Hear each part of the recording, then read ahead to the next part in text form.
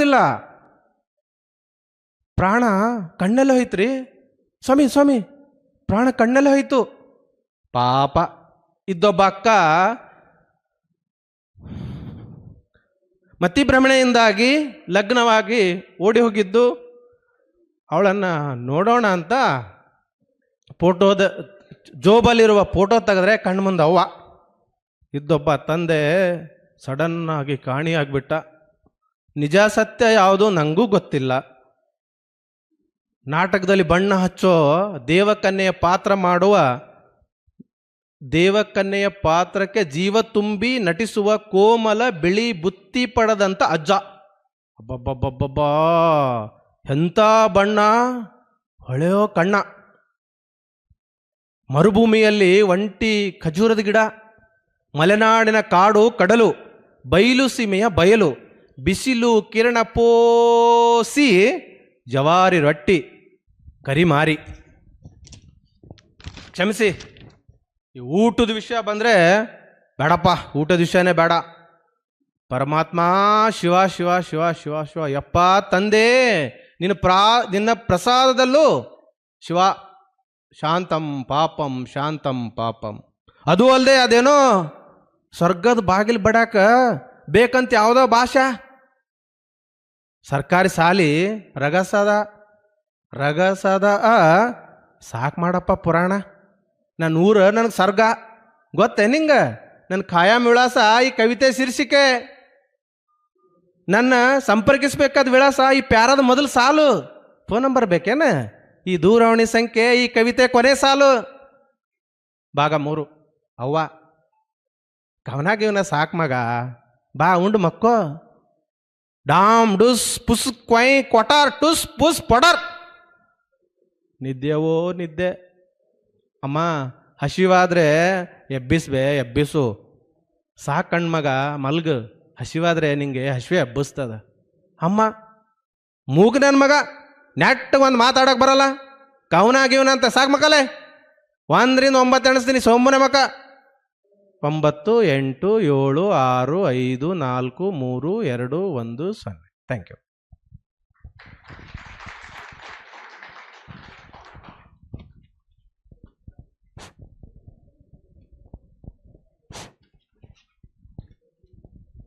Hello sir, ಅವರು ತುಂಬ ಸುದೀರ್ಘವಾಗಿರ್ತಕ್ಕಂಥ ಕಾವ್ಯದ ಮೂಲಕ ಹಂಚಿಕೊಂಡ್ರು. ನಾನು ಕೂಡ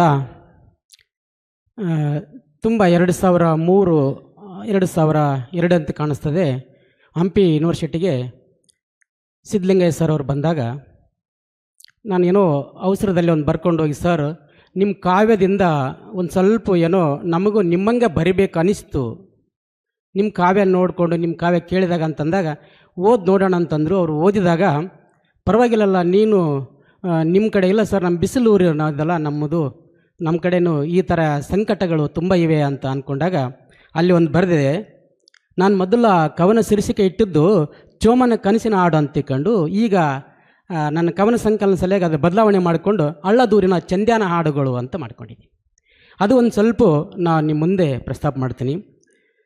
ವಾಡ್ಯದ ಮನೆಯ ಗೋಡೆ ನೆರಳಿಗೆ ನಮ್ಮ ಬೆವರಿನ ವಾಸನೆ, ವಾಡ್ಯದ ಮನೆಯ ಗೋಡೆ ನೆರಳಿಗೆ ನಮ್ಮ ಬೆವರಿನ ವಾಸನೆ, ನಾಯಿ ಬೊಗಳಿ ರಕ್ತ ಚೆಲ್ಲಿ ಬಿತ್ತಿದ ಕನಸಿಗೆ ಯಾತನೆ, ನಾಯಿ ಬೊಗಳಿ ರಕ್ತ ಚೆಲ್ಲಿ ಬಿತ್ತಿದ ಕನಸಿಗೆ ಯಾತನೆ, ಕದದ ಮರೆಯ ಬಳಿಯ ಸದ್ದಿಗೆ ಎಣ್ಣ ಸನ್ನಿಯ ವೇದನೆ, ಕದದ ಮರೆಯ ಬಳಿಯ ಸದ್ದಿಗೆ ಎಣ್ಣ ಸನ್ನಿಯ ವೇದನೆ, ಸೆಗಣಿ ಒತ್ತ ತಲೆಯ ಒಳಗೆ ಎದೆಯ ಕಟ್ಟಿನ ಸೂಚನೆ, ಸೆಗಣಿ ಒತ್ತ ತಲೆಯ ಒಳಗೆ ಎದೆಯ ಕಟ್ಟಿನ ಸೂಚನೆ, ರೊಟ್ಟಿ ಮೇಲಿನ ಬೆಣ್ಣೆ ಒಳಗೆ ನಮ್ಮ ಕಸವಿನ ಮಂತಣ, ರೊಟ್ಟೆ ಮೇಲಿನ ಬೆಣ್ಣೆ ಒಳಗೆ ನಮ್ಮ ಕನಸಿನ ಮಂತಣ, ಎತ್ತಿ ಹಾಕಿದ ನೀರಿನೊಳಗೆ ಅವಳ ಬಿತ್ತಿಯ ಚಿತ್ರಣ, ಎತ್ತಿ ಹಾಕಿದ ನೀರಿನೊಳಗೆ ಅವಳ ಬಿತ್ತಿಯ ಚಿತ್ರಣ, ಗತ್ತು ತಪ್ಪಿದ ಗೋಡೆ ನೆರಳಿಗೆ ಬಿಸಿಯ ಉಸಿರಿನ ತಲ್ಲಣ, ಗತ್ತು ತಪ್ಪಿದ ಗೋಡೆಯ ನೆರಳಿಗೆ ಬಿಸಿಯ ಉಸಿರಿನ ತಲ್ಲಣ, ನೆಟ್ಟ ಕಣ್ಣಿಗೆ ಪಟ್ಟದ ಹೆಣ್ಣಿಗೆ ಸೆರಗು ಜಾರಿದ ಕಂಪನ, ನೆಟ್ಟ ಕಣ್ಣಿಗೆ ಪಟ್ಟದ ಹೆಣ್ಣಿಗೆ ಸೆರಗು ಜಾರಿದ ಕಂಪನ, ಕಿಡಿಕೆ ಹಿಂದಿನ ನೊಂದ ಜೀವಕ್ಕೆ ಹಸಿವು ನೀಗದ ಬಂಧನ, ಕಿಡಿಕೆ ಹಿಂದಿನ ನೊಂದ ಜೀವಕ್ಕೆ ಹಸಿವು ನೀಗದ ಬಂಧನ, ಅವಳ ಮುಟ್ಟಿನ ಬಟ್ಟೆ ಒಳಗೆ ಮಾಸದ ಕಲೆಯ ಚಿತ್ರಣ, ಮಾಸದ ಕಲೆಯ ಚಿತ್ರಣ ಅಂತ ಒಂದು. ಇನ್ನೊಂದು ಸಣ್ಣದು ಅದೇ ದಾಟಿಯಲ್ಲಿ ಇರ್ತಕ್ಕಂಥದ್ದು ಜೀವ ಬೆಂದಾವ ಜೋಕೆ ಅಂತಿಕೊಂಡು.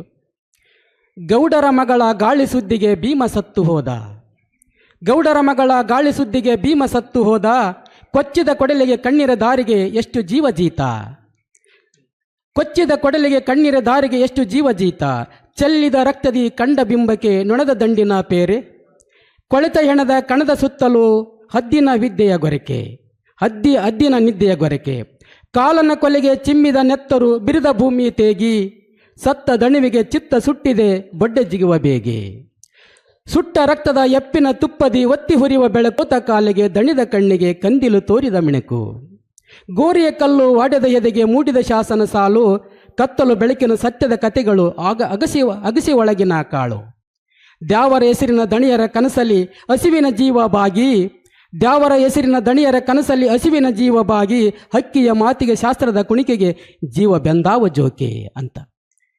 ಹೀಗೆ ನಮ್ಮ ಅದು ಕಾವ್ಯಗಳನ್ನು ಕಟ್ಟುವುದಂದರೆ ಆ ಕವಿಯ ವ್ಯಾಪ್ತಿಗೆ ಸೀಮಿತವಾಗಿರ್ತಕ್ಕಂಥದ್ದು. ಬಹುತೇಕ ಕಾವ್ಯವನ್ನು ಕಟ್ಟುವಂಥ ಕವಿಗಳಲ್ಲಿ ತುಂಬ ಬೇರೆ ಬೇರೆ ವರ್ಗಗಳು ಇದ್ದಾವೆ, ವರ್ಗ ಸಂಘರ್ಷಗಳಿದ್ದಾವೆ. ಆದರೆ ಆ ಕವಿ ಯಾವ ನೆಲೆಯಲ್ಲಿ ನಿಂತುಕೊಂಡು ತನಗೆ ಅನುಭವಿಸಿದ್ದನ್ನು, ಖುಷಿ ಆಗಿರ್ಬೋದು, ತನ್ನ ನೋವಿನ ಸಂಗತಿ ಆಗಿರ್ಬೋದು, ತನ್ನ ಚರ್ಮ ಕಂಟಿದ ಒಂದು ಕೈ ಘಟನೆಗಳಾಗಿರ್ಬೋದು, ಹಸಿವಿನ ಸಂಕೇತಗಳಾಗಿರ್ಬೋದು, ಇವೆಲ್ಲವನ್ನಿಟ್ಟುಕೊಂಡು ಕಾವ್ಯ ಕಟ್ಟುವ ಕಾಲಕ್ಕೆ ಅವ ಕಾವ್ಯ ಕಟ್ಟಿರುವುದು ಇನ್ನೊಬ್ಬರಿಗೆ ಖುಷಿ ಕೊಡಲೆಂತಲ್ಲ, ತನ್ನಗೆ ಖುಷಿ ಕೊಟ್ಟಾಗ ಇನ್ನೊಬ್ಬರಿಗೆ ಅದು ಖುಷಿ ಕೊಡಬಹುದು, ಕೊಡದೇ ಇರಬಹುದು. ಯಾರಿಗೆ ಖುಷಿ ಕೊಡಬಹುದು ಅಂದರೆ ಕಾವ್ಯವನ್ನು ಓದಿದಾಗ ಅದು ನನ್ನದು ಅಂತ ಅಂದುಕೊಂಡಿರ್ತಕ್ಕಂಥ ವ್ಯಕ್ತಿಗೆ ಅದು ಖುಷಿ ಕೊಡುತ್ತದೆ.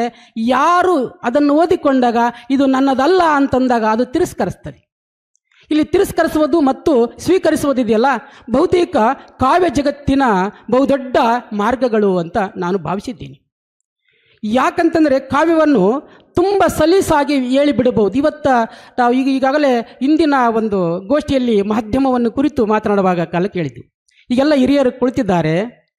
ಪೆನ್ನಿನ ಮೂಲಕ ಬರೆಯುವಂಥ ಕಾವ್ಯದ ಒಂದು ಸ್ವರೂಪನೇ ಬೇರೆ, ಇವತ್ತ ಮೊಬೈಲ್ ಒಳಗಡೆ ನಾವು ಬರೀತಕ್ಕಂಥ ಕಾವ್ಯದ ಸ್ವರೂಪ ಬೇರೆ. ಯಾಕಂದರೆ ನಮ್ಮ ಮೆದುಳು ಇಲ್ಲಿ ಭಾಳ ಕೆಲಸ ಮಾಡೋದಿಲ್ಲ. ಕಾಪಿ ಪೆನ್ನಿನಲ್ಲಿ ಅಥವಾ ಕಾಗದದಲ್ಲಿ ಬರೆಯುವ ಕಾಲಕ್ಕೆ ಮೆದುಳಿನ ಶಕ್ತಿ ಬಹಳ ಕೆಲಸ ಮಾಡ್ತದೆ, ಅನುಭವ ಸಾಥ್ ಕೊಡ್ತದೆ, ಕನಸುಗಳು ಬಿತ್ತರಿಸೋದಕ್ಕೆ ಅವಕಾಶ ಸಿಗುತ್ತದೆ. ಇಲ್ಲಿ ಅವಕಾಶ ಸಿಗೋದಿಲ್ಲ ಅನ್ನುವಂಥ ಒಂದು ಪರಿಕಲ್ಪನೆಯೂ ಕೂಡ ಇತ್ತು. ಅದಕ್ಕಾಗಿ ಇವತ್ತು ನನಗೆ ಬಹಳ ತುಂಬ ನೋಡ್ತಿದ್ದೀನಿ, ನನಗೆ ಬಹಳ ತುಂಬ ವೈವಿಧ್ಯಮಯವಾಗಿ ಕಾಣಿಸ್ಕೊಳ್ತದೆ. ಎಷ್ಟೋ ಜನ ತುಂಬ ನಾವು ಸೋಷಿಯಲ್ ಮೀಡಿಯಾದಲ್ಲಿ ನೋಡ್ತಿದ್ದೀವಿ, ಒಂದೊಂದು ಸರ್ತಿ ಎಷ್ಟೆಷ್ಟೋ ಕಾವ್ಯಗಳನ್ನು ಹಾಕ್ತಾರೆ. ಆ ಕಾವ್ಯಗಳನ್ನು ನೋಡಿದ ತಕ್ಷಣ ಇನ್ನೂ ಬರಿಬೇಕನ್ನಿಸ್ತದೆ, ಮತ್ತದು ಮಾಸಿ ಹೋಗ್ತದೆ. ಯಾವ ಕಾವ್ಯ ಓದುಗನ ತಲೆ ಒಳಗಡೆ, ಓದುಗನ ಮನದೊಳಗಡೆ ಶಾಶ್ವತ ಆಗಿ ಉಳಿತದೋ ಅದು ನಿಜವಾಗಲೂ ಕಾವ್ಯ ಆಗಬಹುದು ಅಂತ ಕುಣಿಸಿ ನನ್ನ ಅನಿಸಿಕೆಯ ಮೂಲಕ ವ್ಯಕ್ತಪಡಿಸುತ್ತಾ ನಾನು ಸರ್ ಅವರಿಗೆ ವರ್ಗಾಯಿಸ್ತಾ ಇದ್ದೇನೆ. ಕಾವ್ಯ ಅನ್ನೋದು ನಾನು ಕಂಡುಕೊಂಡಿದ್ದೇನಂತಂದರೆ, ಈಗ ಸರಳವಾಗಿ ಹೇಳೋದಾದರೆ ಕಾವ್ಯ ಅಂತಂದರೆ ಹಾಡಿನ ರೂಪದಲ್ಲಿರಬೇಕು, ಅದು ಕಂಠವಾಸಿಯಾಗಿರಬೇಕು ಅಂತೆಲ್ಲ ನಾವು ಸರಳವಾಗಿ ಮಾತಾಡ್ತಿದ್ದಾರೆ. ಅದು ಗದ್ಯ ರೂಪದಲ್ಲಿದ್ದರೂ ಕೂಡ ಅದು ಹಾಡಿನ ಲಯ ತುಂಬಿಬಿಟ್ರೆ ಇದು ಒಂದು ಅದ್ಭುತವಾಗಿರ್ತಕ್ಕಂಥ ಕವಿತೆ ಅಂತೇಳಿ ನಾವು ಕರಿತೀವಿ. ಆದರೆ ಕೇವಲ ಅದು ಹಾಡಿನ ರೂಪದಲ್ಲಿರದೆ, ಆಗಲೇ ಮೇಡಮ್ ಅವರು ಹೇಳಿದ್ರು ಕವಿತೆ ಅಂದ ತಕ್ಷಣ ಅದಕ್ಕೆ ತನ್ನದೇ ಆಗಿರ್ತಕ್ಕಂಥ ನಿಯಮಗಳು ಇರೋದಿಲ್ಲ ಅಂತ ಹೇಳಿದರು. ನಿಯಮಗಳು ಇರ್ತವೆ, ಬಟ್ ನಾವು ಆ ನಿಯಮಗಳು ಹದಗೊಂಡಾಗ ನಿಯಮಗಳು ತಾನಾಗೆ ಹುಟ್ಟುಕೊಳ್ತಿರ್ತವೆ. ಆ ಕಾವ್ಯದಲ್ಲಿ ಮೊದಲ ಅನುಭವಗಳು ಹದಗೊಳ್ಳಬೇಕು, ನಮ್ಮೊಳಗೆ ಹದಗೊಂಡಾಗ ಮಾತ್ರ ಅದು ಕಾವ್ಯವಾಗಿ ಹೊರಗೆ ಬರ್ತಿರ್ತೈತಿ. ಆ ಕಾವ್ಯ ನಾನು ಕಂಡಂತೆ ಅದು ಕಂಠವಾಸಿ ಆಗಿದ್ದಂಗೆ ಕರುಳವಾಸಿ ಕೂಡ ಆಗಿರಬೇಕು ಅನ್ನುವಂಥದ್ದು. ನಾವು ಹೀಗೆ ಒಂದಿಷ್ಟು ಜನ ಉಪನ್ಯಾಸಕರು ನಾವು ಉತ್ತರ ಭಾರತ ಪ್ರವಾಸಕ್ಕೆ ಹೋದಾಗ ಇಲ್ಲಿ ಒಂದು ಕಳಿಂಗ ಯುದ್ಧ ನಡೆದಿತ್ತು ಈ ಪ್ರದೇಶದಲ್ಲಿ ಅಂತ ಆ ಭಾಗದ ಜನ ಮಾತಾಡ್ತಿದ್ದರು. ಅಲ್ಲಿ ಒಂದು ಮಹಾನದಿಯ ಉಪನದಿ ಇರ್ಬೋದು, ಬಹುಶಃ ದಿಯಾ ರಿವರ್ ಅಂತೇಳಿ. ಅಲ್ಲಿ ದನ ಕಾಯುವ ಹುಡುಗರು ಮಾತಾಡ್ತಿದ್ದರು, ಅಶೋಕ ಕಳಿಂಗ ಯುದ್ಧ ಇಲ್ಲೇ ಮಾಡಿದ್ದಾನೆ ಅನ್ನುವಂತ ಹೇಳ್ತಿದ್ದರು. ನಾವು ಮಾತಾಡಿಸಿದ್ವಿ. ಒಬ್ಬ ಹೆಣ್ಣು ಮಗಳಿದ್ದಳು ದ್ರೌಪದಿ ಅಂತ ಹೇಳಿ, ಅವಳ ಹೆಸರು ಕೂಡ ದ್ರೌಪದಿ. ಏನು ಇಲ್ಲೇ ನಡೆದಿದ್ದೇನಮ್ಮ ಅಂತೇಳಿ ನಾವು ಕೇಳಿದಾಗ, ಹೌದು ಇಲ್ಲೇ ನಡೆದಿದೆ, ಇಲ್ಲಿನ ನೀರು ನಾವು ಮುಟ್ಟೋದಿಲ್ಲ, ಇಲ್ಲಿನ ನೀರು ನಾವು ಕುಡಿಯೋಕೆ ಬಳಸೋದಿಲ್ಲ, ಬಟ್ಟೆ ತೊಳೆಯೋಕ್ಕೂ ಕೂಡ ಬಳಸೋದಿಲ್ಲ ಅಂತ ಕೇಳಿದರು. ಯಾಕೆ ಅಂತ ಆ ದ್ರೌಪದಿಯನ್ನು ಕೇಳಿದಾಗ, ಇಲ್ಲಿ ಸುಮಾರು ಜನ, ಲಕ್ಷಾಂತರ ಜನ ನಮ್ಮ ಪೂರ್ವಜರ ರಕ್ತ ಹರಿದು ಹೋಗೈತಿ. ಈ ರಕ್ತದ ನೀರ ಬಳಕೆಗೆ ಬಳಸಿದ್ರೆ ನಮ್ಮ ಪೂರ್ವಜರ ರಕ್ತ ಬಳಸ್ದಂಗೆ ಆಗ್ತಿದೆ. ಇಲ್ಲಿಯ ನೀರು ನಾವು ಕುಡಿದ್ರೆ ನಮ್ಮ ಪೂರ್ವಜರ ರಕ್ತ ಕುಡ್ದಂಗೆ ಆಗ್ತಿದೆ ಅಂತ ಅವ್ರು ಹೇಳಿದರು. ಹೀಗೆ ಅಲ್ಲಿ ನನಗೆ ಆ ದ್ರೌಪದಿ, ಆ ಕ್ಷಣದೊಳಗೆ ಆ ದ್ರೌಪದಿ ಬಗ್ಗೆ, ಅಲ್ಲಿಯ ಸೋತವರ ಬಗ್ಗೆ, ಅಲ್ಲಿ ನೊಂದವರ ಬಗ್ಗೆ ನನಗೆ ಮೊದಲು ಕಾವ್ಯ ಹುಟ್ಟೋದು ಅವ್ರ ಬಗ್ಗೆ. ಇಲ್ಲಿ ಗೆದ್ದವ್ರ ಬಗ್ಗೆ ಅಲ್ಲ, ಕೆಟ್ಟ ವ್ಯವಸ್ಥೆಗಳ ಬಗ್ಗೆ. ಆ ಸೋತು ಮಾತಾಗಿ, ಮಾತು ಮೌನವಾಗಿ, ಆಗಲೇ ಹೇಳ್ದಂಗೆ ಮೌನ ಪ್ರೀತಿಯಾಗಿ ಟಿಶುಳು ಹೊಡಿತೈತಲ್ಲ, ಅದು ನನ್ನ ಪ್ರಕಾರ ಶ್ರೇಷ್ಠ ಕಾವ್ಯ ಅಂತ ನಾನು ಕರ್ಕೊಳ್ತೀನಿ. ಆ ದ್ರೌಪದಿ, ಮಹಾಭಾರತದ ದ್ರೌಪದಿಯನ್ನು ಒಂದು ದಿವಸ ನಾನು ಊಹೆ ಮಾಡಿಕೊಂಡು ಒಂದು ಸಣ್ಣದು ಚುಟುಕು ಬರೆದಿದ್ದೆ ನಾನು. ದ್ರೌಪದಿಯ ಬಾಳಾಟವನ್ನು ನೋಡಿ ಕರ್ಣ ಕಣ್ಣು ಪಿಳುಕಿಸಿದ್ದರೆ ಏನಾಗ್ತಿತ್ತು? ದ್ರೌಪದಿಯ ಬಾಳಾಟವನ್ನು ನೋಡಿ ಕರ್ಣ ಕಣ್ಣು ಪಿಳುಕಿಸಿದ್ದರೆ ಏನಾಗುತ್ತಿತ್ತು? ಹೃದಯ ವಿದ್ರಾವಕ ಅಂತ ಅನಿಸ್ತಿತ್ತು. ಮಹಾಭಾರತದ ಬದಲಿ ಬಹುಭಾರತ ಆಗುತ್ತಿತ್ತು, ಮಹಾಭಾರತದ ಬದಲಿ ಬಹುಭಾರತ ಆಗ್ತಿತ್ತು ಅನ್ನುವಂಥ. ಹೀಗೆ ನನ್ನ ಮೇಲೆ ಪ್ರಭಾವ ಬೀರಿತಕ್ಕಂಥ ಕವಿತೆಗಳು. ಈಗ ನಾವು ಕವಿತೆ ಅಂದ್ರೆ ಹೆಂಗೆ ಬರ್ತೈತಿ ಅಂತ ಕೇಳಿದಾಗ, ಈಗ ನಾವೆಲ್ಲ ಹೆಚ್ಚು ಕಡಿಮೆ ರೈತರ ಮಕ್ಕಳೇ ಇರೋ ಕಾರಣದಿಂದ ಈಗ ಬಾವಿನಿಂದ ಇನ್ನೊಂದು ಗದ್ದೆಗೆ ನೀರು ಸಪ್ಲೈ ಮಾಡುವಾಗ ಪೈಪ್ಲೈನ್ ಅಂತೇಳಿ ಮಾಡ್ತಿರ್ತೀವಿ ನಾವು. ಒಂದು ಕಡೆ ಕರೆಂಟ್ ಮೋಟರ್ ಸ್ಟಾರ್ಟ್ ಮಾಡಿದಾಗ ಮತ್ತೊಂದು ಕಡೆ ಅಲ್ಲಿ ನೀರು ಟಿಶಲ್ ಹೊಡಿತಿರ್ತೈತೆ, ನೀರು ಜಿಗಿತಿರುತ್ತ, ಅಲ್ಲಿಯೇ ಮುಚ್ಚದೆ ಒಂದಿಷ್ಟು ನಿಮಿಷಗಳ ಕಾಲ ನಾವು ಅದುಮಿಟ್ಟಾಗ ಆ ನೀರಿನ ಹೊಯ್ದಾಟ ಇರ್ತದಲ್ಲ, ತಾಕಲಾಟ ಇರ್ತೈತಲ್ಲ, ನಮ್ಮ ಮನಸ್ಸಿನೊಳಗೂ ಕೂಡ ಅದು ಅನುಭವಗಳಾಗಿರ್ಬೋದು ಅಥವಾ ಒಳನೋಟ ಕಲಿಕೆದಿಂದ ಬಂದಿರತಕ್ಕಂಥ ಅಂಶಗಳಾಗಿರ್ಬೋದು, ಹಾಗೆ ಹೊಯ್ದಾಡಬೇಕು, ಅದು ತಾಕಲಾಟ ಆಗಬೇಕು, ಹದಗೊಂಡು ಬಂದಿರತಕ್ಕಂಥ ಏನು ಒಂದು ಅನುಭವದ ನುಡಿಗಳು ಏನದಾವಲ್ಲ ಅವು ಕವಿತೆಗಳಾಗ್ತಾವ ಅಂತ ನನ್ನ ಒಂದು ಅಭಿಪ್ರಾಯ.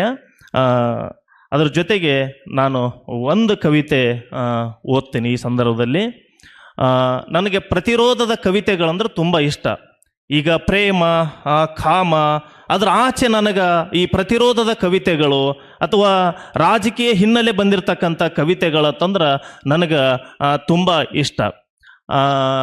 ಈ ಲಂಕೇಶ ಆಗಿರ್ಬೋದು, ಈಗ ಗ್ರೀಕ್ನ ಒಬ್ಬ ಕವಿ ಇದ್ದಾನೆ, ಎಲಿಥಿಸ್ ಅನ್ನುವಂಥ ಒಬ್ಬ ಶ್ರೇಷ್ಠ ಕವಿ. ಆತ ಪ್ರೇಮದ ಬಗ್ಗೆ ಕವಿತೆ ಬರಿಬೇಕಾದ್ರೂ ಸೂರ್ಯನನ್ನೇ ವಸ್ತುವನ್ನಾಗಿ ಇಟ್ಕೊಳ್ತಾನೆ, ಕಾಮದ ಬಗ್ಗೆ ಕವಿತೆ ಬರಿಬೇಕಾದ್ರೂ ಸೂರ್ಯನನ್ನೇ ವಸ್ತುವಾಗಿ ಇಟ್ಕೊಳ್ತಾನೆ, ಯುದ್ಧದ ಬಗ್ಗೆ ಕವಿತೆ ಬರಿಬೇಕಾದ್ರೂ ಸೂರ್ಯನನ್ನೇ ವಸ್ತುವಾಗಿ ಇಟ್ಕೊಳ್ತಿದ್ದಾನೆ. ಹಾಗೆ ಅಂಥ ಕವಿಗಳ ಒಂದಿಷ್ಟು ಸಂಕಲನಗಳು ನಾನು ಓದಿದಿರುವುದರಿಂದ ಹೆಚ್ಚು ಕಡಿಮೆ ಅವರ ಪ್ರಭಾವ, ಪ್ರತಿರೋಧದ ಪ್ರಭಾವ ನನ್ನ ಮೇಲೆ ಆಗಿರಬಹುದು ಅಂತ ಅಂದ್ಕೊಂಡು ಒಂದು ಪ್ರತಿರೋಧದ ಕವಿತೆ ಈ ಸಂದರ್ಭದಲ್ಲಿ ಓದ್ತಾ ಇದ್ದೀನಿ. ಕವಿತೆಯ ಶೀರ್ಷಿಕೆ ಸೈನಾಜ್ ಮತ್ತು ನಾನು. ಈ ಬ್ರಹ್ಮಾಂಡದಲ್ಲಿ ನಾವೆಲ್ಲಿದ್ದೇವೆ ಸೈನಾಜ್? ಚಾರ್ನೋಬಿಲ್ ಹಕ್ಕಿಯ ದನಿ ಕೇಳಿಸಿಕೊಂಡು ಸಣ್ಣ ಬೋಳು ಮರದ ಕೆಳಗಿದ್ದೇವೆ. ಬಹುಶಃ ನಮಗಿರುವುದು ಇಷ್ಟೇ ಜಾಗ, ಇಲ್ಲೇ ಕಂಡುಕೊಳ್ಳಬೇಕಾಗಿದೆ. ಚಿಕ್ಕ ಚಿಕ್ಕ ಕಣ್ಣುಗಳಲ್ಲಿ ದೊಡ್ಡ ದೊಡ್ಡ ಹೊಳೆಗಳು, ಚಿಕ್ಕ ಚಿಕ್ಕ ಸಂದೇಶಗಳಲ್ಲಿ ದೊಡ್ಡ ದೊಡ್ಡ ಮುಗುಳ್ನಗು. ಸೈನಾಜ್, ಗಂಟಲು ಕಟ್ಟಿದರೂ ಸದಾ ಹಾಡಬೇಕಾಗಿದೆ ಆ ಹಕ್ಕಿ ಭವಸಾಗರ ಈಜಿದಾಟಲು. ಈ ಇಬ್ಬನಿ ಕತ್ತಲಲ್ಲಿ ಬೆಚ್ಚನೆಯ ಒಂದು ಮುತ್ತು ಬೇಕಿತ್ತು ಸೈನಾಜ್. ಮುಂಗಾರು ಮಳೆ ಹಬಿಯೊಂದು ಛೇಡಿಸುತ್ತಿದೆ, ಆದರೆ ಏನನ್ನೂ ಸಂಭ್ರಮಿಸಲು ಆಗುವುದಿಲ್ಲ ಇಲ್ಲಿ. ಬೆಳದಿಂಗಳ ಬೀರುವ ಚಂದಿರ ಗಸ್ತು ತಿರುಗುತ್ತಿದ್ದಾನೆ ಇಲ್ಲಿ, ಮುತ್ತಿಗೂ ಮಿಲನಕ್ಕೂ ಸುಂಕು ಹೇರುತ್ತ.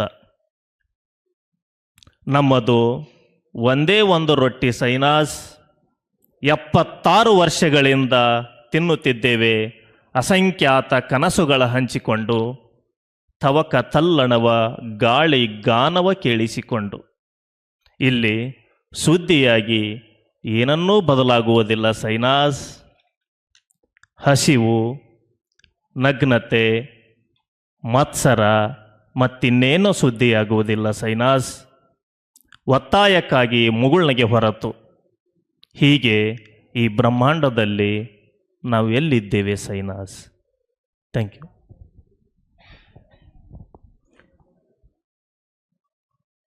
ಕಾವ್ಯದ ಬಗ್ಗೆ ಹೇಳೋದಕ್ಕಿಂತ ನೇರವಾಗಿ ಒಂದು ಕವಿತೆಯನ್ನು ಓದ್ಬಿಡುವ ಅಂಥೇಳಿ. ಯಾವ ಕವಿತೆ ಓದಲಿ? ಹುಡುಗರು ಹೇಳಬೇಕು. ಪ್ರೇಮದ ಕವಿತೆ ಓದಲ ಎರಡು? ಆವಾಗ ಕವಿತೆ ಓದಿರಲಿಲ್ಲ ನಾನು. ನೋಡಿ, ನಗು ನೋಡಿ ಎಲ್ಲರದು ಹೇಗೆ. ಕವಿತೆನೇ ಓದ್ಬಿಡ್ತೇನೆ ಕಾವ್ಯದ ಬಗ್ಗೆ ಹೇಳೋದಕ್ಕಿಂತ. ಮೊದಲನೇ ಕವಿತೆ, ಪದ್ಯ ಬರೆಯುವುದನ್ನು ಬಿಟ್ಟು ಬಿಟ್ಟೆ. ಪದ್ಯ ಬರೆಯುವುದನ್ನೇ ಬಿಟ್ಟುಬಿಟ್ಟೆ ನಾನು. ಸತ್ಯ ಸುಳ್ಳು ಎರಡನ್ನೂ ಬೆರೆಸಿ ಒಂದಿಷ್ಟು ಪದ್ಯ ಬರೆದೆ ನಿನ್ನ ಬಗ್ಗೆ. ನೀನಾಗ ಊರು ಬಿಟ್ಟು ಓಡಿ ಹೋಗಿದ್ದೆ. ಚಿನ್ನಿ ದಾಂಡು ಮರಕೋತಿ ಕಣ್ಣು ಮುಚ್ಚಾಲೆ ಆಡುವಾಗ ಇಲ್ಲದ ಪ್ರೀತಿ ನೀನೆಲ್ಲೋ ದೇಶಾಂತರಕ್ಕೆ ಹೋದ ಮೇಲೆ ಅಂಕುರಿಸಿ ಚಂದ್ರ ತಾರೆ ಎಂದೆಲ್ಲ ಕನವರಿಸುವಂತೆ ಮಾಡಿ ನನ್ನ ತಲೆ ಕೆಡಿಸಿತೆಂದು ಊರವರೆಲ್ಲ ನಗಾಡಿಕೊಂಡರು. ತಂಗಾಳಿ ಬೆಳದಿಂಗಳು ಎಂದೆಲ್ಲ ಸುಳ್ಳು ಸುಳ್ಳೇ ಇನ್ನೊಂದಿಷ್ಟು ಬರೆದು ರಾಶಿ ಹಾಕಿಕೊಂಡೆ. ವೆರೈಟಿ ಅಡುಗೆಗಳೆಲ್ಲ ಈಗೀಗ ನಾಪತ್ತೆಯಾಗಿ ಬರೀ ಅನ್ನ ಸಾರು. ಓಡಿ ಹೋದವನ ಬಗ್ಗೆ ಪದ್ಯ ಬರೆಯುವುದನ್ನು ಬಿಟ್ಟು ಬಿಡು ಎಂದು ಮನೆ ಮಂದಿಯೆಲ್ಲ ಮುಖಗಂಟಿಕ್ಕಿ ಮಾತು ಬಿಟ್ಟರು. ಒಂದೇ ಹೊತ್ತು ಒಂದಿಷ್ಟು ಊಟ ಹಾಕಿದರು. ತರಹೇವಾರಿ ಕುದುರೆ ಜುಟ್ಟಿನ ಹೆಣ್ಣುಗಳ ಹಿಂದೆ ನೀ ಖಾನೇ ಸುಮಾರಿ ತಿರುಗುತ್ತಿದ್ದಿ ಎಂದು ಸುದ್ದಿ ಬಂತು. ನಾ ನಂಬಲಿಲ್ಲ. ಉಪ್ಪು ಮೂಟೆ ಆಡುವಾಗ ತಪ್ಪಿಯೂ ನೀ ನನಗೆ ಒಂದಾದರೂ ಮುತ್ತು ಕೊಟ್ಟು ಓಡಿ ಹೋದ ನೆನಪಿಲ್ಲ. ಪದ್ಯವನ್ನೇ ತಿಂದು ಕುಡಿದು ಉಸಿರಾಡಿ ಒಂದಷ್ಟು ದಿನ ಚೆನ್ನಾಗಿರೋಣವೆಂದುಕೊಂಡಿದ್ದೆ. ಎಲ್ಲೂ ಫಲಕಾರಿಯಾಗದೆ ನಿನ್ನ ಊರಿಗೆ ಹೊತ್ತುಕೊಂಡು ಬರುತ್ತಿದ್ದಾರೆಂಬ ವಾರ್ತೆ ಬಂತು. ದಿನ ಎಣಿಸುತ್ತಿದ್ದಾನಂತೆ. ಇಂದೋ ನಾಳೆಯೋ ಅಂತೆ ಜನ ನನ್ನೆದುರಿಗೆ ಮಾತಾಡಿಕೊಂಡರು. ಕಾಲೆಳೆಯುತ್ತಾ ನಡುಗುತ್ತಾ ನಡುರಾತ್ರಿ ಹೋಗಿ ಗಲ್ಲ ಹೊಕ್ಕಿದ ನಿನ್ನ ನೋಡಿ ಬಂದೆ. ಅಷ್ಟು ನಕ್ಷತ್ರಗಳಂತಹ ಉಲ್ಕೆಗಳಂತಹ ಪದ್ಯಗಳನ್ನೊಯ್ದು ನಿನ್ನ ದಿಂಬಿನಡಿಗಿಟ್ಟು ಬಂದದ್ದು ಯಾರಿಗೂ ಗೊತ್ತಿರಲಿಕ್ಕಿಲ್ಲವೆಂದುಕೊಂಡಿದ್ದೆ. ನಿಮ್ಮವು ಒಳ್ಳೆಯ ಪದ್ಯಗಳು, ಹೊತ್ತಿಗೆ ಒದಗಿದವು. ಕೀವು ಒರೆಸಲು, ವಾಂತಿ ಬಳೆಯಲು ತುಂಬ ಲಾಗೂ ಬಿದ್ದವು ಎನ್ನುತ್ತಾ ಆಸ್ಪತ್ರೆಯವರು ಮನೆಗೆ ಬಂದು ಫಲತಾಂಬೂಲ ನೀಡಿ ಸನ್ಮಾನಿಸಿದರು. ದಿನಪತ್ರಿಕೆಗಳಿಗೆಲ್ಲ ಸುದ್ದಿ ಮಾಡಿದರು. ತಿಂದು ಕುಡಿದು ಉಸಿರಾಡಿಕೊಳ್ಳೋಣವೆಂದರೆ ಪದ್ಯಗಳೂ ಇಲ್ಲ ಈಗ. 2 ಹೊತ್ತಿನ ಊಟದ ಷರತ್ತು ಹಾಕಿ ರಾಜಿಯಾದೆ.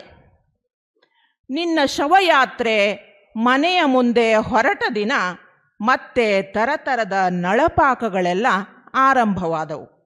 ಇದು ಮೊದಲನೇ ಪದ್ಯ. 2 ಪ್ರೇಮ ಪದ್ಯ ಓದ್ತೇನೆ ಅಂತೇಳಿ ನಿಮಗೆ ಮಾತು ಕೊಟ್ಟಿದ್ದೆ. ಹಾಗಾಗಿ ಇನ್ನೊಂದು ಓದ್ಬಿಡ್ತೇನೆ.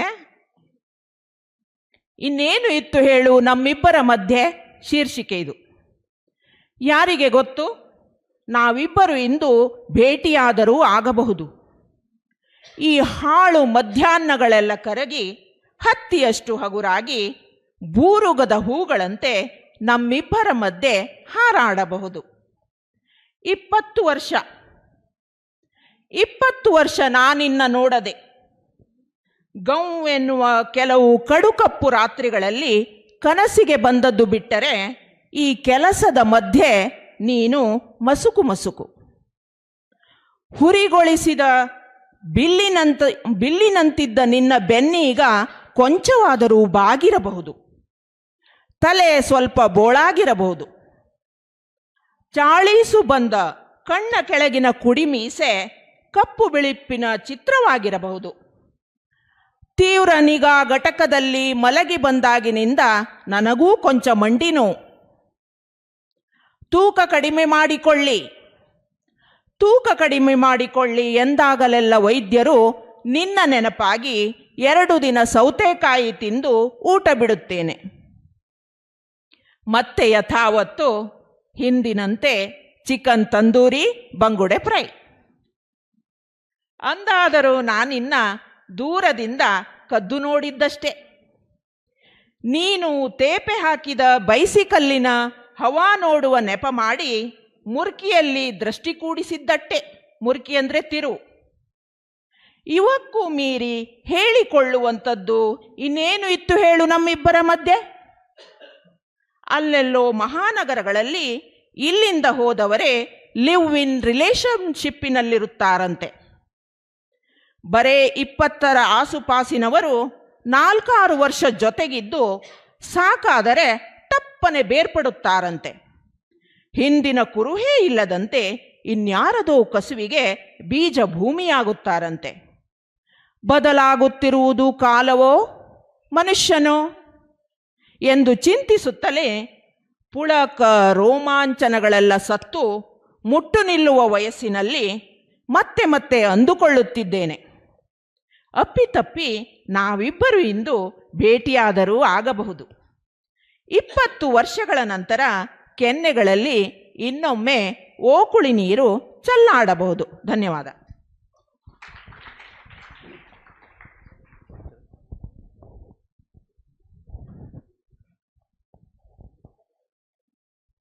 ಕವಿತೆ ಹೇಳಬೇಕು, ಆದರೆ ಏನು ಅನ್ನಿಸ್ತಿದೆ ನನಗೆ ಈ ಸಂದರ್ಭದಲ್ಲಿ, ತುಂಬ ಜನ ವಿದ್ಯಾರ್ಥಿಗಳಿರೋದ್ರಿಂದ ವ್ಯಾಚಾಗಿ ಹೇಳೋದಕ್ಕಿಂತ ರೂಪಕವಾಗಿ ಹೇಳ್ತೀನಿ ನನ್ನನ್ನು ಒಳಗೊಂಡಂತೆ. ತುಂಬ ಬಾರಿ ನನಗೆ ಹಾರಬೇಕು ಅನ್ನಿಸ್ತದೆ ಆಕಾಶದಲ್ಲಿ, ಇಲ್ಲ ಸಮುದ್ರಲ್ಲಿ ಈಜಬೇಕು ಅನ್ನಿಸ್ತದೆ. ಯಾಕೆ ಈ ಮಾತು ಹೇಳ್ತಾ ಇದ್ದೀನಿ ಅಂದರೆ, ಈ ಲೋಕದ ದುಂದುಗದಲ್ಲಿ ಈ ಲೋಕ ನನ್ನನ್ನು ನೀಡಿರುವ ಪ್ರಶಸ್ತಿ, ಪುರಸ್ಕಾರ, ಬಿರುದು, ಸನ್ಮಾನ, ಮನ್ನಣೆಗಳು, ಗೌರವಗಳು, ಈ ಎಲ್ಲ ಭಾರಗಳನ್ನ ಹೊತ್ತು ನಾನೇನಾದರೂ ಸಮುದ್ರಕ್ಕೆ ಬಿದ್ದರೆ ನಾನು 100ಕ್ಕೆ 100ರಷ್ಟು ಮುಳುಗೋಗ್ಬಿಡ್ತೀನಿ. ನೀವು ಅಷ್ಟೇ, ನಿಮ್ಮ ಭೂತದ ಎಲ್ಲ ಸರಕುಗಳನ್ನು ಏನಾದರೂ ನೀವು ಬೆನ್ನಿಗಂಟಿಕೊಂಡು ಸಾಗಿದ್ರೆ, ನಾನು ತುಂಬ ಚೆನ್ನಾಗಿ ಓದಿದ್ದೀನಿ, ನಾನು ಚೆನ್ನಾಗಿ ಮಾರ್ಕ್ಸ್ ತೊಗೊಂಡಿದ್ದೀನಿ ಅಂತ, ಹಾಗೆ ನಾನು ಏನಾದರೂ ಇವೆಲ್ಲ ಭಾರಗಳನ್ನ ಹೊತ್ತು ಹಾರೋಕ್ಕೆ ಸ್ಟಾರ್ಟ್ ಮಾಡಿದ್ರೆ ನಂಗೆ ಹಾರೋಕ್ಕಾಗೋದಿಲ್ಲ. ಸೊ ನಾನೇನು ಹೇಳ್ತಾ ಇದ್ದೀನಿ ಅಂದರೆ, ನೀವು ಇದುವರೆಗೂ ಮಾಡಿರುವ ಎಲ್ಲ ಕೃಷಿಯನ್ನು, ಇದುವರೆಗೂ ಮಾಡಿರುವ ಎಲ್ಲ ಸಾಧನೆಗಳನ್ನು, ಅದರ ಆಚೆ ಏನು ಮಾಡೋದಿದೆ ಭವಿಷ್ಯತ್ನಲ್ಲಿ, ಕವಿಯಾದವನು ಏನನ್ನು ಹೇಳ್ತಾ ಪ್ರಯತ್ನಿಸ್ತಾ ಇದ್ದಾನೆ, ಅದು ಏನನ್ನು ಆಗು ಮಾಡೋದಿದೆ ಬದುಕಿನೊಳಗೆ. ನನಗೆ ಪಾವೆಲ್ ನರೋಡನ ನಾಯಿ ನೆನಪಾಗ್ತದೆ. ನಾನು ಹಾಗಿಲ್ಲ ಅಂತಾನೆ ತುಂಬ ಬಾರಿ ಅನಿಸಿದೆ. ನನಗೆ ತುಂಬ ಹಸಿವಾಗಿದೆ, ನನ್ನ ಮುಂದೆ ನನಗೆ ಇಷ್ಟದ ಊಟವನ್ನೇ ತಂದಿಟ್ಟಿದ್ದಾರೆ, ಆದರೆ ಇದು ನಿಜವಾಗ್ಲೂ ಸತ್ಯವಾಗ್ಲೂ ಹೇಳ್ತೀನಿ, ನನಗೆ ಜೊಲ್ ಬರೋದೇ ಇಲ್ಲ, ನಾನು ಜೊಲ್ ಸೋರಿಸೋದೇ ಇಲ್ಲ. ಯಾಕೆ ಹಾಗೆ ಮಾಡ್ತೀನಿ? ನನಗೆ ನನ್ನ ಮನಸ್ಸಿನ ಮೇಲೆ ನಿಯಂತ್ರಣ ಇದೆ. ಒಬ್ಬ ಕವಿಯಾದವನು, ಒಬ್ಬ ಸಾಧಕನಿಗೆ ಇದು ಇರಲೇಬೇಕು. ಮತ್ತು ಆ ಉಪವಾಸವು ನನಗೆ ಒಂದು ಆಚರಣೆ ಅಂತ ಅನಿಸಿದೆ. ಸೊ ಹಾಗಾಗಿ ಈ ಕವಿತೆಗಳನ್ನು ನಾವು ಬರೆಯುವಾಗ ಅಥವಾ ಮಾತುಗಳನ್ನು ಕೇಳುವಾಗ, ಕವಿತೆಯನ್ನು ಹೇಳುವಾಗ ನನಗೆ ನನ್ನೊಳಗಿನ ತಲ್ಲಣ ಏನಂದರೆ ವಾಟ್ ನೆಕ್ಸ್ಟ್ ಅಂತ. ಸೊ ಹಾಗಾಗಿ ಹೇಗೆ ಈ ಲೋಕದಲ್ಲಿ ಎಲ್ಲದಕ್ಕೂ ಒಂದು ಭಾಷೆ ಇದೆಯಲ್ಲ, ನನ್ನದೇ ಆದ ಒಂದು ಭಾಷೆಯನ್ನು ಕಂಡುಕೊಳ್ಳೋ ನಿಟ್ಟಿನಲ್ಲಿ ನಾನು ಈ ಥರ ಜರ್ನಿ ಮಾಡ್ತಾನೇ ಇದ್ದೀನಿ. ಸೊ ನೀವು ಅಷ್ಟೇ ವಿದ್ಯಾರ್ಥಿಗಳು, ಪ್ರತಿದಿನವೂ ಸಹಿತ ನಾವು ಈ ಎಲ್ಲ ಲೋಕದ ಪುರಸ್ಕಾರಗಳನ್ನು ಕಳಿಸಿ ಏನಾದರೂ ನಾವು ಸಾಧನೆ ಮಾಡೋಕ್ಕಾದ್ರೆ ಏನಾದರೂ ಸಾಧನೆ ಮಾಡ್ಬೋದು ಅಂತ ಅನಿಸ್ತದೆ. ಸೊ ಈ ಮಾತಿನೊಂದಿಗೆ ಕೊನೆಯ ಒಂದು ಕವಿತೆ ಹೇಳ್ತೀನಿ ನಾನು. ಜೋಳದ ಒಂದು ತನೆ, ಜೋಳದ ಒಂದು ತೆನೆ, ನೆರಳು ಕೊಡದ ಮರದ ಕೆಳಗೆ ಎಷ್ಟೊತ್ತು ನಿಲ್ಲುವುದು ಗೆಳೆಯ, ನೆರಳು ಕೊಡದ ಮರದ ಕೆಳಗೆ ಎಷ್ಟೊತ್ತು ನಿಲ್ಲುವುದು ಗೆಳೆಯ, ಆ ಬೀದಿ ಹೆಂಗಸರನ್ನು ನೋಡು, ಹಸಿವಿಗೆ ಒಡಲು ಕೊಟ್ಟು ಅಂಬೆಗಾಲಿಡುವ ಹಸಿವಿಗೆ ತುತ್ತು ನೀಡುತ್ತಾರೆ. ಅರಮನೆಯ ಮೂಕ ಗೋಡೆಗೆ ದುಬಾರಿ ಬೆಲೆಯ ಜೋಳದ ಒಂದು ತನೆ ಕಟ್ಟು ಹಾಕಲಾಗಿ ತೈಲ ವರ್ಣದ ಛಾಯಾಪುಟ ತೂಗು ಹಾಕಲಾಗಿದೆ. ಪಾರ್ಥೆನೆಂ ವೃಕ್ಷ ನಟ್ಟು ಅಪರಿಚಿತ ವೃಕ್ಷದ ಕಾಡಿನಲ್ಲಿ ಸಂಭ್ರಮಿಸುವರ ಕಣ್ಕಟ್ಟು ಶಿಲುಬೆಗೇರಿದ ಮೇಲೆ ಮೊಳಕಾಲೂರಿ ಕುಳಿತರೇನು ಬಂತು? ಬಸಿರು ತೊಟ್ಟಿಲು ಕಾಣದೆ ಲೋಕವೇ ಬಿಕ್ಕಳಿಸುವಾಗ, ಬಸಿರು ತೊಟ್ಟಲು ಕಾಣದೆ ಲೋಕವೇ ಬಿಕ್ಕಳಿಸುವಾಗ ಹೆಣದ ಕೋಲಿಯಿಂದ ಯಾವ ಫಲ ನಿರೀಕ್ಷಿಸಬಹುದು ಗೆಳೆಯ? ನೀನೇ ಹೇಳು ಗೆಳೆಯ, ನೀನೇ ಹೇಳು. ಈ ಲೋಕದಲ್ಲಿ ಎದೆ ಹಾಲಿಗೆ ದರ ನಿಗದಿ ಮಾಡಿರುವ ಈ ಲೋಕದಲ್ಲಿ ಯಾರಾದರೂ ಹಸಿದ ಹಸಿಗೂಸಿಗೆ ಮಲೆ ಉಣಿಸಬಹುದೇ? ನೀನೇ ಹೇಳು ಗೆಳೆಯ. ಎದೆ ಹಾಲಿಗೆ ದರ ನಿಗದಿ ಮಾಡಿರುವ ಈ ಲೋಕದಲ್ಲಿ ಯಾರಾದರೂ ಹಸಿದ ಹಸಿಗೂಸಿಗೆ ಮಲೆ ಉಣಿಸಬಹುದೇ? Thank you sir.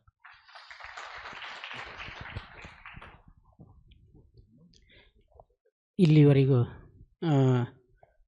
ನಡೆಸಿಕೊಟ್ಟಿರ್ತಕ್ಕಂಥ ಎಲ್ಲ ವೇದಿಕೆ ಮೇಲಿರ್ತಕ್ಕಂಥ ನನ್ನ ಮಿತ್ರರಿಗೆ ಈ ಒಂದು ಸಮಾರಂಭದ ಪರವಾಗಿ ಕೇಳೋಣ. ಯಾರಾದರೂ ಹಿರಿಯರು ಮತ್ತು ಯುವ ಮಿತ್ರರು ಪ್ರಶ್ನೆಗಳೇನಾದರೂ ಕೇಳುವುದಿದ್ದರೆ ನಿಮ್ಮ ವಿದ್ಯಾರ್ಥಿಗಳಿಗೆ ನಮಗೆ ಕೇಳಬಹುದು.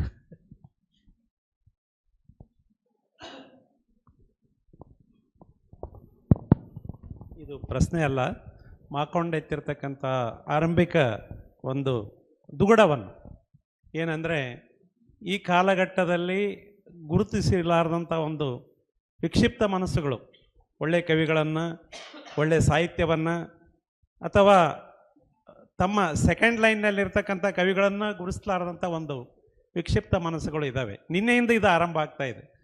ನಿನ್ನೆ ಕಥಾ ಪರಂಪರೆಯಲ್ಲಿ ಆ ಇಬ್ಬರು ಹುಡುಗರು ಯಾರು, ಬಾಣಾದ್ ಮತ್ತು ಗುನ್ನಾಪುರ್, ಅಂಬರೀಷ್ ನುಗುಡೋಣಿಯವರ ವಿರುದ್ಧ ಅಭಿಮನ್ಯು ಥರ ಹೋರಾಟ ಮಾಡಿದರು. ಭಾಳ ಅದ್ಭುತವಾಗಿರ್ತಕ್ಕಂಥ ಇದು.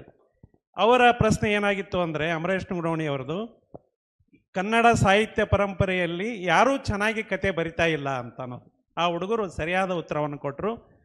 ನಮ್ಮ ಮಾಕೊಂಡು ಸಹ ಪ್ರಶ್ನೆ ಎತ್ತಿದ್ದಾರೆ ಇವತ್ತು. ಆ ಹಿನ್ನೆಲೆಯಲ್ಲಿ ನೀವು ಕಂಡುಕೊಂಡಿರ್ತಕ್ಕಂಥ ಪರ್ಯಾಯ ಮಾರ್ಗಗಳು ನಿಮ್ಮಲ್ಲಿ ಏನಾದರೂ ಇದ್ದಾವೆ ಅಂತಕ್ಕಂಥದ್ದು ನನ್ನ ಪ್ರಶ್ನೆ.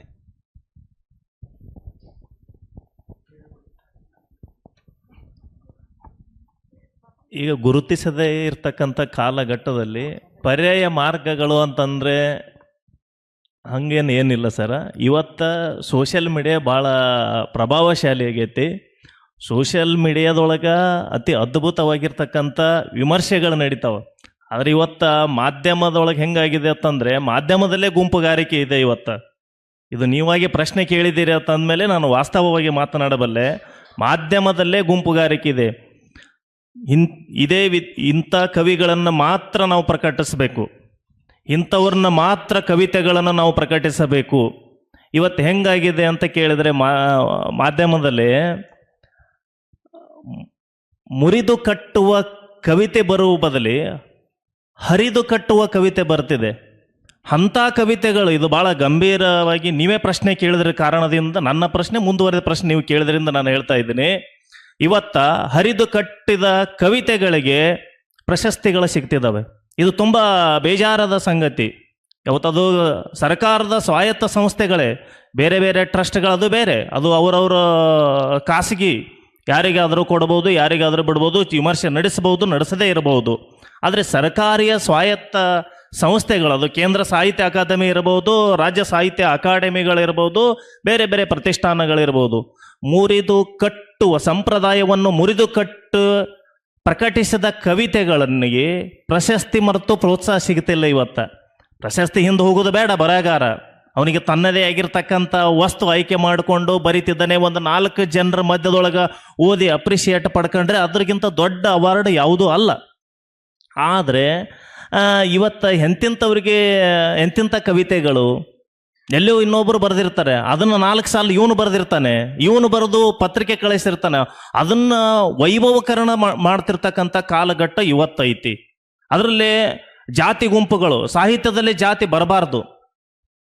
ಜಾತಿ ಗುಂಪುಗಳು, ಯಾರಾದರೂ ಒಬ್ಬ ಹಿರಿಯ ಸಾಹಿತಿ ಇದ್ನಪ್ಪ ಅಂತಂದ್ರೆ ತನ್ನ ಜಾತಿ ವರ್ಗದವರಿಗೆ ಒಂದು ಗುಂಪು ಕಟ್ಕೊಂಡು ತಿರುಗಾಡೋದು, ತನ್ನ ಧರ್ಮದವರಿಗೆ ಗುಂಪು ಕಟ್ಕೊಂಡು ತಿರುಗಾಡೋದು. ಇತ್ತೀಚೆಗೆ ಒಂದು 3-4 ನಾನು ಸರ್ಕಾರದ ಕಾರ್ಯಕ್ರಮಗಳಲ್ಲಿ ಭಾಗವಹಿಸಿದಾಗ, ಅದರಲ್ಲಿ ಹೆಸರು ಹೇಳೋದಿಲ್ಲ, ಅವರು ಹೇಳ್ತಾರೆ, ಇಂಥ ಕವಿ ಅದ್ಭುತ ಕವಿ, ಈ ಕವಿ ಅದ್ಭುತ ಕವಿ, 3-4 ಹೆಸರುಗಳಿರ್ತವೆ, ಅವೇ ಇರ್ತವೆ. ಮತ್ತು ಇನ್ನೊಂದು, ಉತ್ತರ ಕರ್ನಾಟಕದಲ್ಲಿ ನಾನಂತಲ್ಲ ಇವರಂತಲ್ಲ, ವೇದಿಕೆ ಮೇಲೆ ನಾವು 4 ಜನರ ಹೊರತುಪಡಿಸಿ ಅದರ ಆಚೆ ಕೂಡ ಅತಿ ಅದ್ಭುತ ಕವಿತೆಗಳನ್ನು ಬರೀತಿದ್ದಾರೆ. ನಮ್ಮ ವಿದ್ಯಾರ್ಥಿಗಳ ಕವಿತೆಗಳು ನೋಡಿದಾಗ ನಾವು ಅವ್ರ ಮುಂದೆ ನಾವು ಏನೂ ಅಲ್ಲ ಅನ್ನುವಂಥ ಅದ್ಭುತ ಕವಿತೆಗಳನ್ನು ಬರೀತಿದ್ದಾರೆ. ಮತ್ತು ಅಂಥವ್ರಿಗೆ ವೇದಿಕೆಯಲ್ಲಿ ಸಿಗಬೇಕು, ನಾವುಗಳ ಪ್ರೋತ್ಸಾಹ ಕೊಟ್ಟರೆ ನಮಗೆ ಸಿಗಬೇಕಲ್ಲ ಅನ್ನುವಂಥ ಇದೊಂದು ಕಾರಣ. ಇದು ನಡೀತಿದೆ. ಈ ವ್ಯವಸ್ಥೆ ಭಾಳ ಕೆಟ್ಟ ಕಾಲದಲ್ಲಿ ನಾವು ಇದ್ದೀವಿ ಅನ್ನುವಂಥ ಒಂದು ಕಳಕಳಿಯಿಂದ ಮಾತಾಡ್ತಿದ್ದೀನಿ. ಪ್ರಶಸ್ತಿಗಳು ನಮಗೆ ಈ ಹಿಂದಿನ ಕಾಲದಲ್ಲಿ ನಡೆದೇ ಹೋಗ್ತಿದ್ರಂತೆ. ಸಾಲು ಮರದ ತಿಮ್ಮಕ್ಕ ಇದು ಮಾಡಿದಾರಲ್ಲ, ಗಿಡ ನೆಟ್ಟಿದಾರಲ್ಲ, ನಡ್ಕೊಂಡೇ ಹೋಗ್ತಿದ್ರಂತೆ. ಆ ಮಧ್ಯದಲ್ಲಿ ಅರವಟ್ಟಿಗೆಗಳು ಅಶೋಕನ ಕಾಲದಲ್ಲಿ ಬರ್ತದೆ ನಮಗೆ. ಅರವಟ್ಟಿಗೆಗಳು ನೀರು ಕೊಡ್ಕೊಂಡು ಮುಂದೆ ಹೋಗೋದು. ಅಂದರೆ ಪ್ರಶಸ್ತಿಗಳು ಅದು ನನಗೆ ಪ್ರಶಸ್ತಿ ಬೇಡ, ನಾನು ಅದು ನೀರು, ಅದೆಲ್ಲ ಸುಳ್ಳು. ಏನಾದರೂ ಬರೆದ್ರೆ ಯೋಗ್ಯತೆ ಇದ್ದರೆ ಸಿಗಬೇಕು ನಮಗೆ. ಯೋಗ್ಯತೆ ಇಲ್ಲದೆ ನಾವು ಪಡ್ಕೊಂಡ್ರೆ ನಮ್ಮ ಆತ್ಮಸಾಕ್ಷಿ ನಾವು ಸಾಯೋ ತನಕ ನಮಗೆ ಕಾಡ್ತಾ ಇರ್ತದೆ. ಆತ್ಮಸಾಕ್ಷಿ ಅಂತ ಒಂದು ಇದು ಶಕ್ತಿ ಯಾವುದೂ ಇಲ್ಲ. ಆ ರೀತಿ ಯೋಗ್ಯತೆಯಿಂದ ಸಿಕ್ಕಿದ್ರೆ ಅದೊಂಥರ ಖುಷಿ, ಸಂಭ್ರಮ. ಆಮೇಲೆ ಅರವಟ್ಟಿಗೆಗಳಲ್ಲಿ ನೀರು ಕೊಡ್ಕೊಂಡು ನಾವು ಮುಂದೆ ಹೋಗ್ತಾ ಇರಬೇಕು. ಅರವಟ್ಟಿಗೆಯಲ್ಲೇ ತಂಪಿದೆ, ಅಲ್ಲಿ ನೀರಿದೆ, ಅಲ್ಲೇ ಮಲ್ಕೊಂಡಿರ್ತೇನೆ ನಾನು ಅಂತ ಹೇಳಿದ್ರೆ ಆಗೋದಿಲ್ಲ. ನಾವು ಮುಂದೆ ಹೋಗ್ಲಿಕ್ಕೆ ಆಗೋದಿಲ್ಲ, ಅಲ್ಲೇ ಬಂದಾಗ ಹೋಗ್ಬಿಡ್ತೇವೆ ನಾವು. ಆ ರೀತಿ ಹೀಗೆ ಪ್ರಶಸ್ತಿಗಳನ್ನೇ ಇದಕ್ಕೆ. ಆಮೇಲೆ ಈಗಿನ ಕಾಲದಲ್ಲಿ ಬರಿತಾನೇ ಇಲ್ಲ ಅನ್ನೋದು ಅವರ ಓದಿನ ವ್ಯಾಪ್ತಿಯ ಕೊರತೆ. ಅದು ನನಗೂ ತುಂಬ ಸ್ವಲ್ಪ ಬೇಜಾರಾಯಿತು ನನಗೆ. ಈಗಿನ ಹುಡುಗರು ಎಷ್ಟು, ನಾನು ಹೆಸರು ಹೇಳೋದಿಲ್ಲ, ಯಾಕಂದರೆ ಹೆಸರು ಹೇಳಿದ್ರೆ ಮೇಡಮ್ ನೀವು ಅವ್ರ ಹೆಸರು ಹೇಳಿದ್ರಿ ನನ್ನ ಹೆಸರು ಹೇಳಲಿಲ್ಲ ಅನ್ನೋದು ಬರ್ತದೆ. ಈಗಿನ ಹುಡುಗರು ತುಂಬ ಚೆನ್ನಾಗಿ ಕಥೆಯನ್ನು ಬರಿತಾ ಇದ್ದಾರೆ. ಒಂದು ಸಂಕಲನ ಮಾಡ್ತಾರೆ, ಒಂದು ಸಂಕಲನ ಎಷ್ಟೊಂದು ನೆನಪಿಡುವಂಥದ್ದು, ಅಷ್ಟು ಉತ್ತಮವಾದ ಕಥೆಗಳನ್ನು ಬರೀತಾರೆ. ಕವಿತೆಗಳನ್ನು ತುಂಬ ಚೆನ್ನಾಗಿ ಬರೀತಾರೆ ಈಗಿನ ಹುಡುಗ. ಅಂದರೆ ಒಂದು 35-30 ವರ್ಷದ ಹುಡುಗರು ತುಂಬ ಅವರು ಮುನ್ನುಡಿ ಬರೀಲಿಕ್ಕೋ ಬೆನ್ನುಡಿ ಬರೀಲಿಕ್ಕೋ ಕೆಲವರು ಹಿರಿಯರಂತೂ ಆರಂಭದ ಪುಟದಿಂದ ಕೊನೆ ತನಕ ನೋಡಿ ಕಾಳಜಿ ಮೇಲಿಂದ ಬರೀತಾರೆ ಹಿರಿಯರು. ಕೆಲವರು ಏನು ಮಾಡ್ತಾರೆ, ಒತ್ತಡಗಳಿರ್ತವೆ, ತಪ್ಪಲ್ಲ ಅವ್ರದ್ದು, ಏನೇನೋ ಕಾರ್ಯಕ್ರಮಗಳಿರ್ತವೆ, ಒತ್ತಡಗಳಿರ್ತವೆ, ಏನೋ ಒಂದು ಹಿಂಗೆ ಓದ್ದೆ ಮಾಡಿದೆ ಒಂದು ಕತೆ ಓದ್ಕೊಂಡು ಬರೆದು ಬಿಡ್ತಾರೆ. ಏನು ಚೆನ್ನಾಗಿಲ್ಲ, ಕತೆ ಚೆನ್ನಾಗಿ ಬರೆಯೋದಿಲ್ಲ ಅಂತ ಹೇಳಿ ಸಾರಾಸಗಟವಾಗಿ ನಿರ್ಣಯ ತಗೊಂಡು ಬಿಡ್ತಾರೆ. ಅದನ್ನು ಸ್ವಲ್ಪ ವೇದಿಕೆ ಮೇಲೆ ಹೇಳುವಾಗ ನಾವು ಸ್ವಲ್ಪ ಅಂದರೆ ತನ್ನ ಓದಿನ ವ್ಯಾಪ್ತಿಯೇ ಕಡಿಮೆ, ಏನೋ ನಾನೇ ಓದಲಿಲ್ವೇನೋ, ನಾನು ಹಂಗೆ ಹೇಳಬಾರ್ದು ಅನ್ನೋಂಥದ್ದು ಇರಬೇಕು. ಅದು ಸ್ವಲ್ಪ ಹುಡುಗರಿಗೆ ಬೇಜಾರಾಗ್ತದೆ. ಉತ್ತಮ, ನಾನು ಬರೆಯೋದು ಕಡಿಮೆ, ಅದ್ರ ಕತೆಗಳನ್ನು ಓದಿದಾಗ ನನಗೇನನ್ಸು, ಅಯ್ಯೋ ನಾನು ಬರೆಯೋದನ್ನೇ ಬಂದ್ ಮಾಡಿಬಿಡ್ಬೇಕಪ್ಪ, ಈಗಿನ ಹುಡುಗರು ಎಷ್ಟು ಚೆನ್ನಾಗಿ ಕತೆ ಬರೀತಾರೆ, ಕವಿತೆ ಬರೀತಾರೆ ಅನಿಸ್ಬಿಡ್ತದೆ ನನಗೆ. ನಾನು ಯಾರ ಹೆಸರನ್ನು ಪ್ರಸ್ತಾಪ ಮಾಡೋದಿಲ್ಲ, ಹೆಸರು ಹೇಳಿದ್ರೆ ಅದು ಬೇರೆ ಥರ ಆಗ್ತದೆ. ಹೀಗೆ ಉತ್ತಮ ಕತೆ ಕವಿತೆಗಳು ಈಗಿನ ಹುಡುಗರಿಂದ ಬರ್ತಾ ಇದ್ದಾವೆ.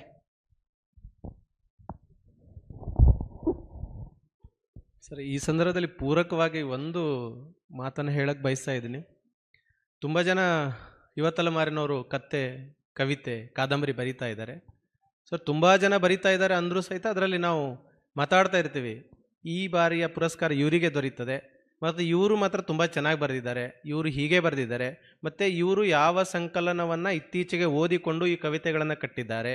ಮತ್ತು ನಿನ್ನೆ ಕಥಾ ಚರ್ಚೆಯಲ್ಲಿ ಹೇಳುವಾಗ ಏನೋ ಹೇಳ್ತಾ ಇದ್ರು. ನಾನು ಹೇಳ್ತೀನಿ, ಕರ್ನಾಟಕದ ಯಾರೇ ಒಬ್ಬರು ಕವಿತೆ ಬರೆದ್ರು ಸಹಿತ ಇದು ಇವ್ರದೇ ಅಂತ ಹೇಳುವ ಅನೇಕ ಒಂದು ಪ್ರಬುದ್ಧತೆನ ಯುವ ತಲೆಮಾರಿನವರು ಗಳಿಸ್ಕೊಂಡಿದ್ದಾರೆ, ತುಂಬ ಓದ್ತಾ ಇದ್ದಾರೆ. ಆದರೆ ಒಂದು ಸತ್ಯ ಏನು ಅಂದರೆ, ಅವ್ರು ಹೇಳಿದ ಹಾಗೆ ನಂದೇ ಹೇಳಬೇಕಾದ್ರೆ, ನನಗೆ ಆರಂಭದಲ್ಲಿ ಸಂಕಲನ ಮಾಡುವಾಗ ನಾನು 4 ಸಾಲು ಬರೆದಿದ್ದೆ. ಹೇಗೆ ಬರೆದಿದ್ದೆ ಅಂದರೆ, ಆಗಲೇ ತಾನೇ ನನ್ನ ಪರಿಚಯ ಒಬ್ಬರಿಗೆ ಫ್ರೆಂಡ್ದು ಪುಸ್ತಕ ಬಿಡುಗಡೆ ಆಗಿತ್ತು. ಅವ್ರ ಪುಸ್ತಕ ನೋಡಿದ ಮೇಲೆ ಬರೆದಿದ್ದೆ, ಗೆಳತಿ ಇಡೀ ನಿನ್ನ ಪ್ರವೇಶಕ್ಕೆ ತುಂಬ, ಇಡೀ ಕವನ ಸಂಕಲನದ ಪ್ರವೇಶಕ್ಕೆ ತುಂಬ 100 ಗೆಳೆಯರ ಹೆಸರುಗಳನ್ನು ಹಾಕಿರುವಾಗ ನನಗೆ ಒಂದೇ ಒಂದು ಹೆಸರು ಸಹಿತ ಹಾಕಲು ಆಗುತ್ತಿಲ್ಲ, ನನಗೆ ಗೆಳೆಯರೇ ಇಲ್ಲ. ಸೊ ಗೆಳೆಯರೇ ಇಲ್ಲ ಅಂದರೆ ಇದರರ್ಥ ನಿಜವಾಗಿಲೂ ಯಾರು ಪ್ರಾಮಾಣಿಕವಾಗಿ ತಮ್ಮ ಓದಿನ ಆಳವನ್ನು ಇಟ್ಕೊಂಡು ಬರಿತಾ ಇದ್ದಾರೆ ಈಗಿನ ತಲೆಮಾರಿನವ್ರಿಗೆ, ಅವ್ರಿಗೆ ಯಾರ ಅವಶ್ಯಕತೆ ಇಲ್ಲ, ಯಾವ ಪ್ರಶಸ್ತಿ, ಪುರಸ್ಕಾರ, ಮನ್ನಣೆ, ಗೌರವ ಯಾವ ಅವಶ್ಯಕತೆ ಇಲ್ಲ. ಆದಾಗ್ಯೂ ಸಹಿತ ಆ ಕವಿಯ ಬರಹ ಏನಾದರೂ ಓದುಗನಿಗೆ ತಲುಪಬೇಕಂದ್ರೆ ಇವತ್ತು ಸಂಘ ಸಂಸ್ಥೆಗಳ ಆಚೆ ಬೇರೆ ಬೇರೆ ಸರ್ಕಾರದ ಏನು ಸಂಸ್ಥೆಗಳದಾವಲ್ಲ, ಆ ಎಲ್ಲ ಪ್ರಶಸ್ತಿಗಳನ್ನು ಯಾರು ಸಾಮರ್ಥ್ಯ ಹೊಂದಿದ್ದಾರೆ ಮತ್ತು ಯಾರು ಅದನ್ನು ತುಂಬ ಗಟ್ಟಿಯಾಗಿ ಬರ್ತಿದ್ದಾರೆ ಅವರಿಗೆ ಮಾತ್ರ ಅದು ದೊರಕಿದ್ದೇವೆ ಅಂತ ನನಗೆ ಈ ಸಂದರ್ಭದಲ್ಲಿ ಹೇಳೋಕ್ಕೆ ಸಾಧ್ಯ ಆಗ್ತದೆ. Thank you sir.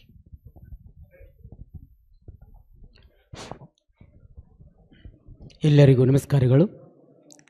ಈ ಒಂದು ಕಾರ್ಯಕ್ರಮದಲ್ಲಿ ಭಾಗವಹಿಸಿರ್ತಕ್ಕಂಥ ಸುಮಿತ್ರಾ ಮೇತ್ರಿ ಸರ್ ಅವರಿಗೆ ಈ ಸಮಾರಂಭದ ವತಿಯಿಂದ ಒಂದು ನೆನಪಿನ ಕಾಣಿಕೆ.